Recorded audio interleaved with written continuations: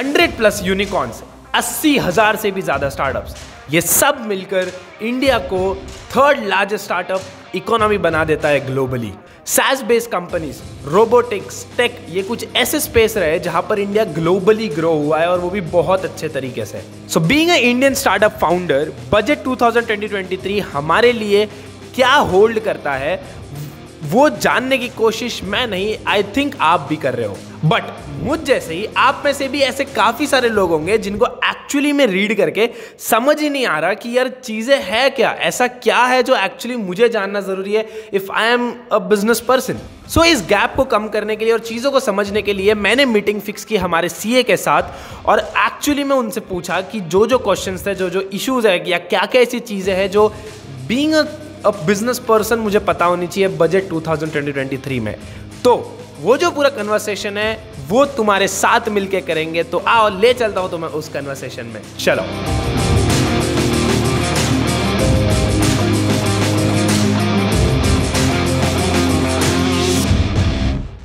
Okay, hi Ayush. First of all, so budget is a thing basically कि जिसके बारे में as a layman बहुत ज़्यादा पता नहीं होता है। बजट कब आता है ये पता तो है सभी को, बट कोई इंटरेस्टेड नहीं होता है देखने के लिए। So there are few highlights. Usually ऐसे होता है कि बजट में क्या आ रहा है तो हम कहाँ पे ध्यान देते हैं। For example, if you are a salaried person तो पहले देखिएगा भाई स्लैब रेट्स बढ़े या नहीं बढ़े, डिडक्शंस बढ़े या नहीं बढ़े, ये सब चीज़ें ऊपरा ऊपरी देखनी होती है। अंदर की चीज़ें जो होती है वो मैक्रो इकोनॉमिक्स के बारे में होती है। मैक्रो इकोनॉमिक्स मतलब इंडिया के लेवल पे, इंडिया के लेवल पे क्या हो रहा है, कस्टम्स चेंज हो रहा है, एक्साइज बढ़ रहा है, या अभी जैसे जीएसटी के रेट्स चेंज हो रहा है, ये सब चीज़ें मैक्रो लेवल पे होती है। माइक्रो लेवल पे होता है कि एक प्रोडक्ट का अगर आपका कुछ जीएसटी चेंज हुआ है so it impacts a concern person. तो वो चीजें क्या चेंजेस हुए वो इम्पैक्ट करता है हमें। फॉर एग्जांपल, अगर मैं आपको बोलने जाऊँ for an instance if we say कि उन्होंने हेल्थ के बारे में सेक्टर में उन्होंने 1.4% ऑफ द जीडीपी पहले एक्सपेंसेस होते थे, वो उन्होंने 2.1% कर दिए। सो दैट इज मैक्रो इकोनॉमिक्स कि 2.1% उन्होंने जीडीपी पे बढ़ा दिया, मतलब अपने को इम्पैक्ट क्या पड़ना है, least of a concern for a common man basically.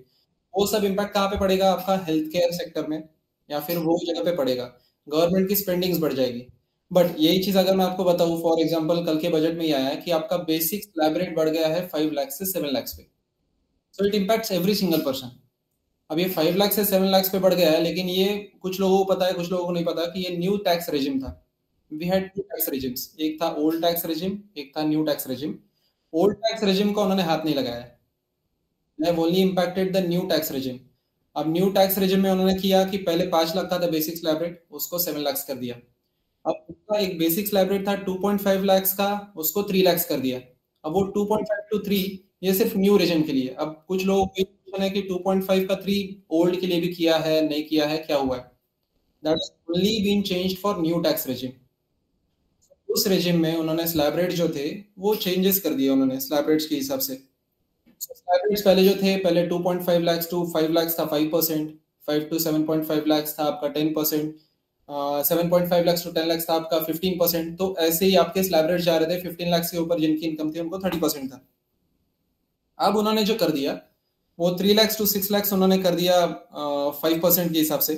6 lakh to 9 lakh if I am not wrong they have done it at 10%। And as on वो जो है उसके हिसाब से उन्होंने बढ़ा दिया। अब ये समझना जरूरी है कि न्यू टैक्स रेजिम में आपको डिडक्शंस नहीं मिलते।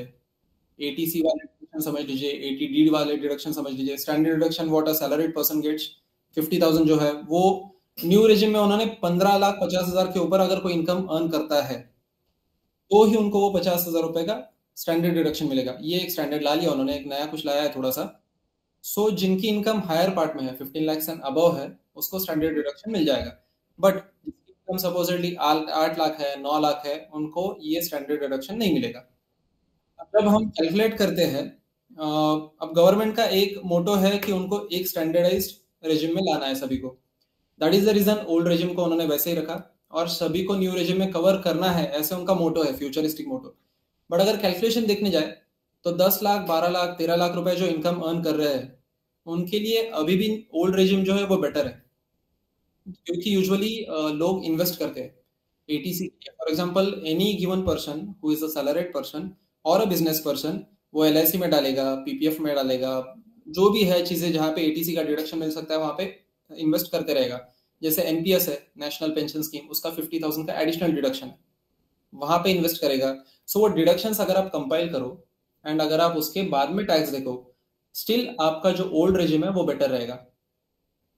एग्जाम्पल्स देने हो वो तो थोड़ा डिफिकल्ट है कैलकुलेशन पार्ट के हिसाब से, बट ये अंडरस्टूड है कि अगर आपके डिडक्शंस पूरे यूटिलाइज हो रहे हैं, so still you can go for old regime instead of new regime. एक चीज उन्होंने की है कि जो हायर इनकम ग्रुप है, हायर इनकम ग्रुप के हिसाब से दे have done few good things, कि उनका टैक्स कम कर दिया। जैसे सरचार्ज था, जो 5 करोड़ के ऊपर जो इनकम थी, उनका सरचार्ज उन्होंने 37% का 25% कर दिया, मतलब 20% रिडक्शन इन सरचार्ज। जो मतलब सरचार्ज यूजुअली कैसे लगता है ये मैं आपको एक बार बता देता हूँ। बेसिक टैक्स जो होता है उसके ऊपर आपको एजुकेशन, हायर एजुकेशन सेस रखना है, विच इज 4%। उसके ऊपर सरचार्ज लगता था, मतलब अगर supposedly 30% is the basic tax, 30% पे आपको 4% भरना है, मतलब 31.2% हो जाता है। उसके ऊपर आपको 37% भरना था, so which was around 42.74% if I am not wrong, उसके रेट के हिसाब से होता था। वही चीज 42.74% का अभी ऑलमोस्ट 39% पे आ गया है। So reduction of almost 3%, which is a huge reduction. Reason being 5 crore के ऊपर का इनकम स्लैब मतलब बहुत बड़ा स्लैब है। उसमें अगर इनकम कोई अर्न करता है, सपोजिटली करोड़ रुपए भी अगर इनकम अर्न करता है, तो 3% रिडक्शन मतलब 3 लाख रुपए का उनका टैक्स बचेगा।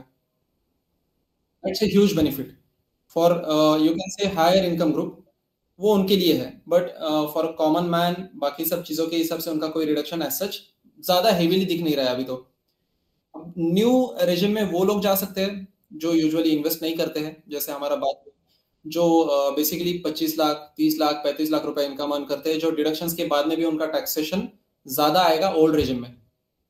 As we take care of our clients, we need to see कि न्यू रेजिम में क्या टैक्स आ रहा है, ओल्ड रेजिम में क्या टैक्स आ रहा है, उसके हिसाब से आप ऑप्ट कर सकते हो। फॉर अ सैलरीड पर्सन हर साल आप ऑप्ट इन ऑप्ट आउट कर सकते हो, बट ये बेनिफिट ओल्ड और न्यू का बिजनेस पर्सन को नहीं है। अगर आपने ओल्ड रेजिम से न्यू रेजिम में शिफ्ट कर दिया, सो एक ही बार आप वापस शिफ्ट कर सकते हो न्यू से ओल्ड में। वापस अगर आपको न्यू में जाना होगा, so that can't be done, क्योंकि उसका एक स्पेसिफिक फॉर्म दिया हुआ है, उसके हिसाब से आप कर सकते हो। अब बात करने जाए स्पेसिफिकली आपके कस्टम ड्यूटी की या बाकी सब चीजों की, कुछ चीजों में जैसे आपका है, as we had a talk earlier as well, कि कस्टम ड्यूटी कहीं कहीं पे रिड्यूस की है, कहीं कहीं पे बढ़ा दी है। अब जैसे टीवी पैनल्स है या बाकी सब चीजें, उसमें रिडक्शन कर दिया है। अब यूजुअली कस्टम ड्यूटी बढ़ाते क्यों है, कम क्यों करते हैं? अगर यहाँ का लोकल प्रोडक्शन को अगर उनको प्रमोट करना है, तो कस्टम ड्यूटी ऑटोमेटिकली वो बढ़ा देंगे इम्पोर्ट्स पे, कि बाहर के गुड्स जो है वो इंडिया में ना आ सके। एंड सेकंड पार्ट, अगर उनको स्पेसिफिकली इंपोर्ट्स को प्रोत्साहन देना है स्पेसिफिकली कोई चीजों के लिए, सो उनका इंपोर्ट का कस्टम ड्यूटी जो है वो ऑटोमेटिकली रिड्यूस हो जाएगा। So that is what they have done for few things. उसके स्पेसिफिकेशंस बहुत सारे डिटेल में है, we won't go into specifications about that. अब कुछ चीजें एआई के बारे में, artificial intelligence is a booster in India. वहां पे उन्होंने किया है कि they have specialised AI centres, 3 specialised AI centres उन्होंने सेटअप किए हैं, विच विल प्रमोट एआई। ये चीजें देखने के बाद में it's a good thing, because it is future for anyone. You belong to IT sector if I am not wrong, so you are known much about AI more than me for sure. So you are known कि उसका benefit and उसके procedural part जो है वो और ज्यादा promote हो गए उसके वजह से। फिर विवाद से विश्वास कुछ चीजें लाई है, एमएसएमई के लिए कुछ चीजें बेनिफिशियल लाई है। फॉर एग्जांपल अगर एमएसएमई के थ्रू कुछ आप परचेज करते हो, MSME is medium small enterprise जो है, medium small enterprises.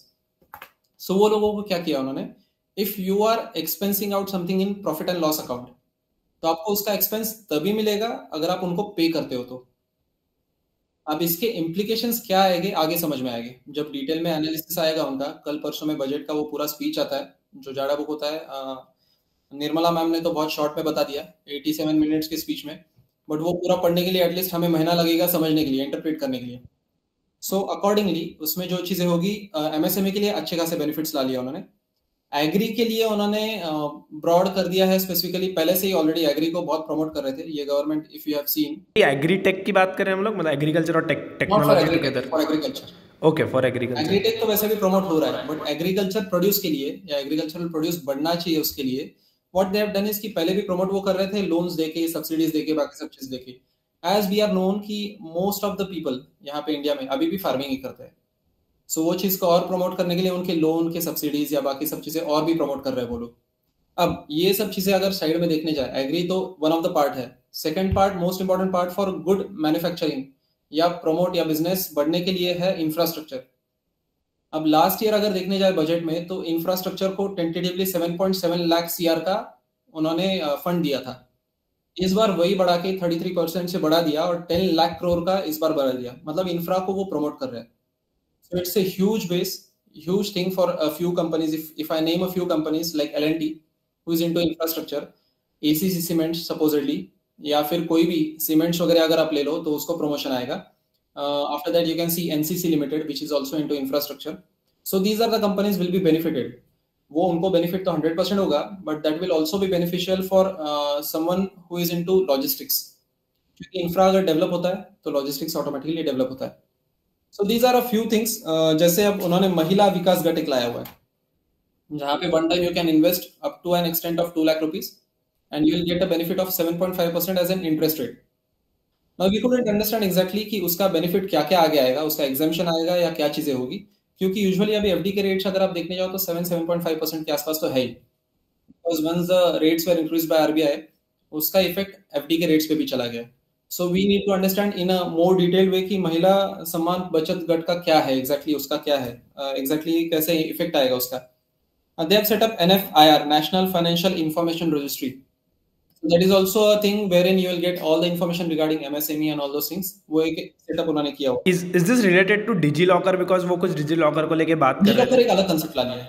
Okay. DigiLocker में ऐसी है कि एक सिंगल जगह पे you can store your Yes. information which तो can वो be कुछ retrieved. बिजनेस के लिए कुछ अलग करने वाले थे कुछ DigiLocker में। They have said कि PAN will be used at every single business point.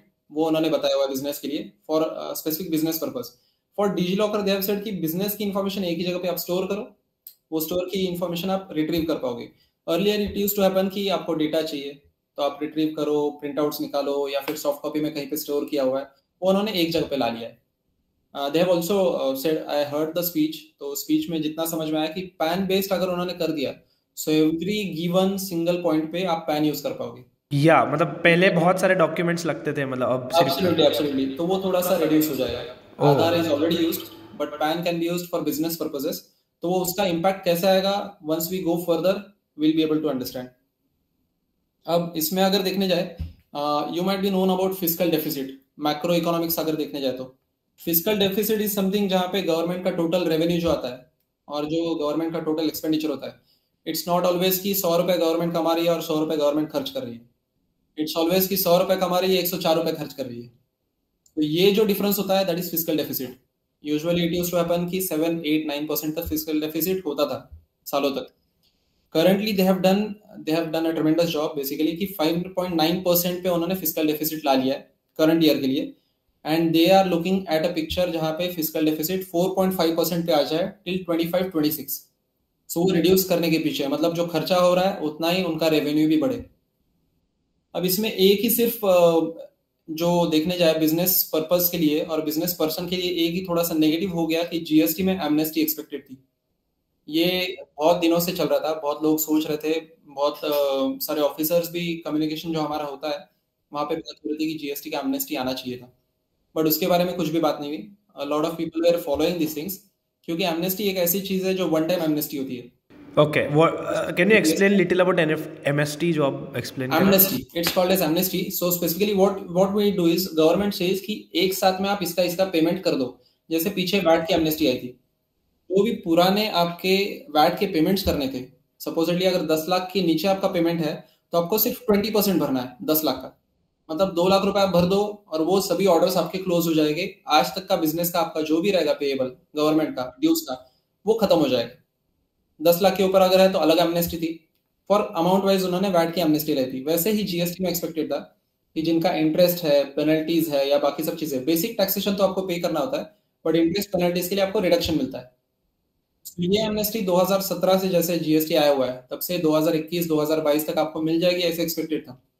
सो वो एक थोड़ा सा नेगेटिव हो गया मार्केट के लिए। तो वो अगर आता so market would have been to a different level, ऐसा एक्सपेक्टेड है, क्योंकि मार्केट को बहुत ज्यादा एक्सपेक्टेड था ये छोटे डीलर्स के लिए, not for big players. Big players are already good tax payers, वो ऑलरेडी पे करते हैं, बट जो छोटे प्लेयर्स है कोविड के वजह से जो इम्पैक्ट आया था जीएसटी पे नहीं कर पाए थे। प्रैक्टिकल सिनेरियोज हमने देखे हैं, they are almost paying 10 15 20 lakh as interest portion, basic taxation तो अलग है।